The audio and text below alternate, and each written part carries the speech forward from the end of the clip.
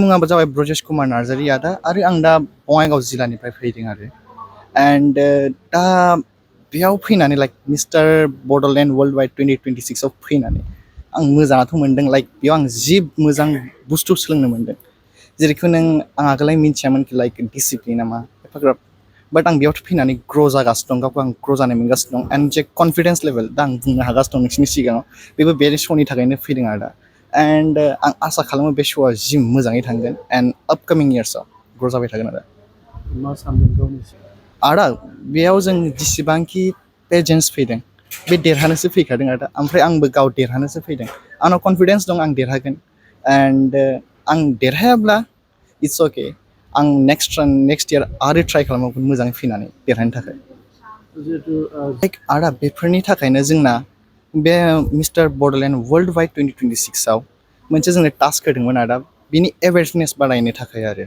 जोंनो मोनसे टास्क होबाय कि जों गल्डेन लेंगुराव मोनसे भिडिअ बानायनो एन्ड ससियेल मिडियाफोर खालामनो मानोना एट प्रेजेन्ट टाइम बांसिन मानसियानो ससियेल मिडियाआव एक्टिभ थायो आदा चाहे जा इन्स्टाग्राम जा कि फेसबुक जा होनब्ला बे टपिकआव मेइनलि मानसिफोरा एवेयारनेस बांसिन बारायनायनि दस्रा लाइक बड'लेण्डल' नङा बड'लेण्डनि बाहेरायावबो मानसिफोरा मिथिनायनि कि गल्डेन लेंगुरा मा बुस्थु बेयाव जोंना मा इम्परटेन्स दङ एन्ड जोंनि बे जायगायाव बड'लेण्डआव बिनि मा लाइक दाथ' बे अलमस्ट एक्सटिंक्टआनो होनजायो ना दा अलमस्ट लाइक बड'लेण्ड नङाबा अल अभार आसामाव अनलि 7,400ल' दंसै होनबा बेखौ जों प्रिजार्भ खालामनो थाखायनो मिस्टार बड'लेण्ड वर्ल्ड वाइडआ बे भिडिअनि टास्कखौ लादों आरो आं जुदि देरहायोब्ला मिस्टार बड'लेण्ड वर्ल्ड वाइड 2026 जोंनाव मोनसे स्ट्रं टुल दङ इयुथ जेनेरेसनाव ओमफ्राय आं गावनो इयुथ जाबाय होनबा जोंनाव मोनसे स्ट्रं टुल्स दं बे जाबाय ससियेल मिडिया होनबा आं ससियेल मिडियानि इउज खालामनानै आरो प्लेटफर्मफोरनि लाइक इउज खालामनानै आं देरहाब्लाथ' एमएमएनि जे जागोन 2026 आव अक्ट'बराव आं बेयाव आरो फोसावनो थाखाय ट्राइ खालामगोन आरो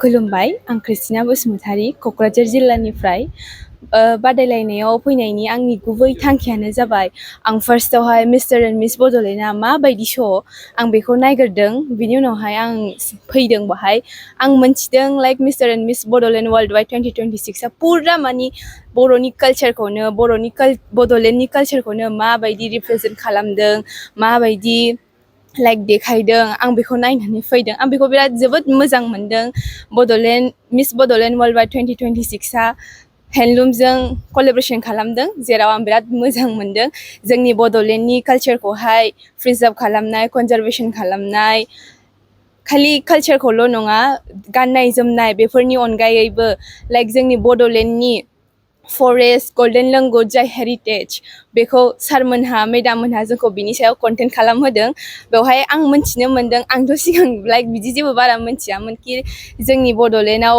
गल्डेन लेंगुरखौ स्पेसियेलि मोननाय जायो होननानै जेब्ला आं मिस बड'लेण्डआव पार्टिसिपेट खालामदों मिस बड'लेण्ड वर्ल्ड वाइड 2026 आव अब्ला आं बाहाय हमनो हादों कि जोंनि बड'लेण्डनि कालचारा बिसिबां बुरजा दङ बिसिबां मोजां बिसिबां रिच बेनो थेंक इउ जिहेतु गल्डेन लेंगुर आं बेखौनो बुंनो सानोदि गल्डेन लेंगुरा बांसिनानो जोंनि बे सरलपारा बा चक्रशिला ओमफ्राय बै नायगाव साइडथिं बिथिं फैयो थ' बेवहाय बिसोरखौ बुवालासे लाइक बिसोरनो जाहोनानै हर बिफां लाइफांखौ दानफायालासे बिसोरनि न' बांखौ सिफायालासे मोजाङैनो दोन फाइनालाव मा आसा खालामो आंथ' फाइनालाव बेखौनो आसा खालामो जि आं जेनबाबो देरहाबाथ' मोजां आं कनफिडेन्ट दं आरोखि लाइक आं देरहागोन ओमफ्राय देरहानानै आङो जुदि आंनि कालचारखौ मेगा मिस नर्थ इस्टआव रिप्रेजेन्ट खालामनो मोनोबा आं गावखौनो बिराद मोजां मोनगोन प्राउड फिल खालामगोन आरो बाइचान्स आं जेनोबा नेक्स्ट इयार आङो मोजाङैनो मोजां प्रिपेरेसन खालामनानै फैफिनगोन आं मा गोरोन्थि मावदों आं बिनि सायाव नायबिजिरनानै नेक्स्ट इयार मोजाङैनो फैफिनगोन आं হয় নমস্কাৰ মোৰ নাম সনম লামা আৰু মোৰ ঘৰ হ'ল বিশ্বনাথ চাৰিআলি আজি যোনটো এই মিছ এণ্ড মিষ্টাৰ বড'লেণ্ড ৱৰ্ল্ড ৱাইডটো হৈ আছে এইটো ইয়াত আমি যোনটো প্ৰদৰ্শন দেখাম বা জিকা হাৰটো এইটো পাছৰ কথা দেই প্ৰথম কথাটো হ'ল আমি ইয়াত বহুত কথা শিকিব পাৰিম প্লাছ ইয়াত আমি নিজৰ লাইফৰ এটা স্কিল এটা শিকিব পাৰিম য'ত আমি বেলেগৰ লগত কথা ক'ব পাৰিম বা ইয়াত আমাৰ যিমান মেণ্টৰ আছে ডাঙৰবিলাক যেনে ইয়াত আমাৰ মণিপুৰৰ পৰা আহিছে ডেনিউব কাংজাম মেম হ'ল বা নিখিল ছাৰ তেওঁলোকৰ পৰা আমি বহুত বস্তু শিকিব পাৰিম আৰু ইয়াত নহয় ইয়াত এনেও সঁচাই ক'ব গ'লে ইয়াত টোটেল আমি 30জন কণ্টেষ্টেণ্ট আছোঁ ইয়াৰ পৰা খালি 3জনেই জিকিব বয়জ 3টা আৰু গাৰ্লছ 3জন। তাৰপৰা কিন্তু আমি বেলেগ যোন হাৰা যিটো বেলেগ কথা, কিন্তু তাৰপৰা বহুত বস্তু শিকিব পাৰি। ইয়াৰ পৰা কোনোবা বেলেগ ডক্টৰ ওলাব পাৰে বা কোনোবা ইঞ্জিনিয়াৰ ওলাব পাৰে, কিন্তু তাৰ পাছত গৈ তাৰ ফিউচাৰটো ইয়াৰ পৰা বহুত শিকিব পাৰে বস্তুবিলাক। আৰু ফৰেষ্ট কনজাৰ্ভেশ্যন কথাটো হ'ল, মই যদি ইয়াৰ পৰা জিকি ওলাওঁ as a mister Bodoland world wide, মই বেলেগক ক'ব পাৰিম যে মানে এজ এ উইনাৰ মই বেলেগক ক'ব পাৰিম যে য়েছ আমিও এটা ইয়াৰ পৰা শিকি আহিছোঁ। আৰু পাছত গৈ ক'ব পাৰিম যে আমি ফৰেষ্ট কনজাৰ্ভেশ্যন হ'ল বা পাছৰ এই কিবা একো বেয়া কৰিব নালাগে, কিয়নো ফৰেষ্ট কনজাৰ্ভেশ্যন মানে আজিকালি মডাৰ্ণাইজেশ্যনৰ লগত আমি খোজকাঢ়ি যাব লাগে। হয়, মডাৰ্ণাইজেশ্যনৰ লগত খোজকাঢ়িব লাগে, কিন্তু আমাৰ যোনটো আগৰ ৰুটছবিলাক হ'ল এইটো পাহৰিব নালাগে। আৰু যদি মই জিকো ইয়াৰ পৰা থ্ৰু মই ছ'চিয়েল মিডিয়া বা থ্ৰু নিউজ ৰিপৰ্টাৰ যেনেকৈ আপোনালোকে আজি ইয়াত আহিছে আমাক হেল্প কৰিছে, মই মানুহবিলাক জনাব পাৰিম যে এইবিলাক কামটো কৰাটো বেয়া হয় আৰু পাছত গৈ মানে বেয়া হ'ব ফিউচাৰটো। অকণ চাওক, মডাৰ্ণাইজেশ্যনটো হ'ব লাগে, প্লাছ আমাৰ ৰুটছবিলাকো পাহৰিব নালাগে। সেইটোৱে, ধন্যবাদ। আমি প্ৰথম দিনৰ বাবে আজি আমি ইনগ্ৰেট প্ৰগ্ৰাম লৈছোঁ মিষ্টাৰ মিছ Bodoland world wide first time. এইটো আমি আমাৰ বডোলেণ্ড ইউনিভাৰ্চিটিত জৱাহৰলাল নীলেশ্বৰ অডিটৰিয়ামত কৰিছোঁ। চ' আমাৰ যিটো মিষ্টাৰ এণ্ড মিছ বডোলেণ্ড ৱৰ্ল্ড ৱাইডৰ থিম যিটো আছে, conservation of wild life and forest and also' cultural heritage of Bodoland, সেইটো আমি শ্ব'কেছ কৰিব বিচাৰিছোঁ মিষ্টাৰ এণ্ড মিছ বডোলেণ্ড ৱৰ্ল্ড ৱাইডৰ জৰিয়তে।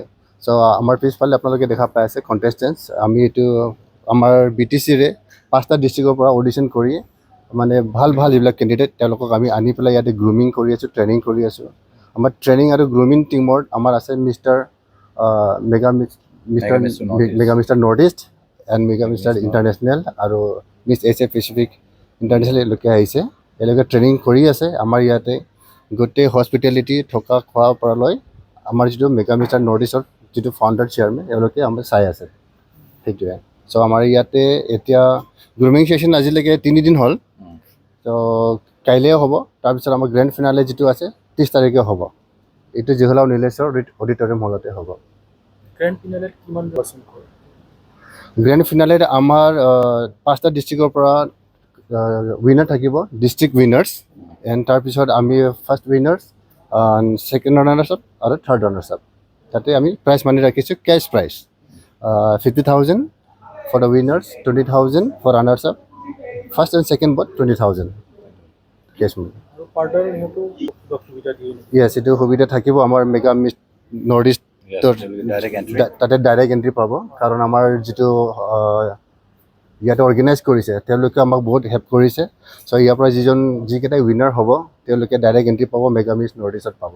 তাৰপিছৰ পৰা যিটো জাৰ্ণি হয় এওঁলোকৰ মিছ ইণ্ডিয়ালৈকে বা মিছ ৱৰ্ল্ডৰ गिबि खेबनि थाखाय mister miss Bodoland world wide 2026खौ दाखालिनिफ्राय जागायजेनदों।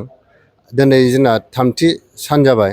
3थि सानाव जों नैबेयाव इन'ग्रेल प्रग्राम लादों मिस्टार मिस बड'लेण्ड वर्ल्ड वाइडनि थाखाय। बे मिस्टार मिस बड'लेण्ड वर्ल्ड वाइडनि टिमखौ जोङो दोनदों wild life and forest conservation आरो बड'लेण्डनि कालचारेल बा हारिमुखौ दिन्थिनायनि सायाव। दा बेयाव जोंहा मेगा मिस नर्थ इस्ट नि जाय मिस्टार मिस बड'लेण्ड वर्ल्ड वाइडआ बिनिया ग्रेन्ड फिनाले जागोन जोंना 30 तारिखआव। बेयाव जोङो गुबुन आलासिफोरखौबो हांख्रायहरदों, फैनोबो होनदों। बेयाव जोंना CSD सारमोन दं, EM सारमोन फैगोन, मेडाममोन फैगोन। ओमफ्राय बेजों लोगोसे जोङो कन्टेस्टेन्टफोरखौ गासैबो 4 डिस्ट्रिक्टनिफ्राय सायख'नानै लाबोनाय जादों अडिसन खालामनानै। दा बेयाव साबसिननिफ्राय साबसिन केन्डिडेट्सफोरखौ 15 फिमेल्स आरो 15 मेल्सखौ जों लाबोनाय जादों। बेनि गेजेराव जोङो डिस्ट्रिक्ट मोनबानियाव 5 डिस्ट्रिक्ट उइनार्स डिक्लेयार खालामनाय जागोन, लोगोसे winner and first runners up, second runners up थागोन आरो। उइनार्सफोरनि थाखाय जों केस प्राइज मानि होगोन 50,000 उइनारनि थाखाय, 20,000 first runners up, 20,000 second runners up. दा सानथाम जाबाय ग्रुमिं सेसना। दा बे ग्रुमिं सेसनखौ लानो थाखाय जोङो मेगा मिस नर्थ इस्ट आरो मिस एसिया पेसिफिक आरो मेगा मिस्टार इन्टारनेशनेल बिसोरो फैदों आलासि जानानै। जोंनि क'क्राझारावनो दङ बिसोरो, सानथाम सानब्रै जाबाय। आरो गासिबो कन्टेस्टेन्टफोरखौबो जोङो जानायनिफ्राय थानायखौ लानानै गासैखौबो फ्रियावनो होनाय जादों आरो। गुबुन हटेलाव दोननाय जादों क'क्राझाराव, AC हटेल्सफ्रावनो दोननाय जादों, AC बासजों लांलाय लाबोलाय खालामनाय जादों आरो। माला खुंफुंनाय जागोन? बिनि फिनालेया 30 तारिखआव जागोन। 30 तारिखनि इभिनिंआव जागोन, 5टायाव जागोन। बे जोहोलाव नीलेश्वर ब्रह्मनि अडिट'रियाम हल बड'लेण्ड इउनिभारसिटिया बेयावनो जागोन आरो। जिथु देरहागिरि फाइनालाव देरहागिरि बिथांमोनखौ इयुनाव स्टेट लेभेल बा नेसनेल लेभेलाव बेबायदि बादायनो औ फाइनालाव जाय देरहागोन बिथांमोनहा डाइरेक्ट एन्ट्रि मोनगोन मिस्टार मेगा मिस नर्थ इस्टआव पार्टिसिपेट खालामनो थाखाय डाइरेक्ट एन्ट्रि मोनगोन अडिसन होनांनाय नङा आरो बेयावबो जुदि मोजां खालामनानै देरहालाङोबा आरोबाव मिस इण्डिया बा मिस्टार इण्डिया मिस्टार इन्टारनेसनेल बेयाव बाहागो लानो मोनगोन